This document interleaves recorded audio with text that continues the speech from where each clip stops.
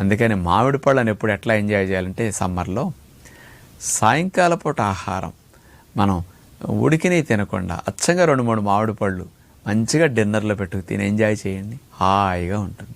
ఇది మంచి టెక్నిక్ అన్నిటికంటే. లేదండి మేము డిన్నర్లో అన్నీ వండుకుని వేడివేడిగా తినాలనుకుంటున్నాం అంటే మధ్యాహ్నప్పుడు భోజనం మానేసి చక్కగా 2-3 మామిడి పళ్ళు పట్టుకెళ్ళి లంచ్లా చేసేసేయండి. ఇది మంచి టెక్నిక్. లేదా బ్రేక్ఫాస్ట్ అన్న ఇడ్లీ దోశలు వేసుకోకుండా హాయిగా ఇలాంటి మామిడి పళ్ళు ఒక పూట ఒక ఆహారంగా మ్యాంగోస్ మీరు తినండి, బరువు పెరగదు, బొజ్జలో పెరగకుండా ఉంటాయి అన్నమాట. క్యాలరీస్ బ్యాలెన్స్ చేయడం కోసం ఇట్లా టెక్నిక్స్ ఉపయోగించగలిగితే చాలా మంచిది. చాలామంది మామిడి పళ్ళ రసాలు తీసేటప్పుడు అందులో పాలు పోసి పంచదారతో పాటు ఇతర ఫ్లేవర్లు వేసి చేస్తూ ఉంటారు. అలాంటి ఎప్పుడూ ఇమ్యూనిటీని బాగా డౌన్ చేసి రకరకాల సమస్యలు సృష్టిస్తూ ఉంటాయి. అందుకని ఇలాంటి తప్పులు చేయకుండా మామిడి పళ్ళను వాడుకోండి. వేడి చేస్తుందనే మాట మీ నోట రాకుండా ఉండాలంటే వేసవకాలం 4-5 లీటర్ల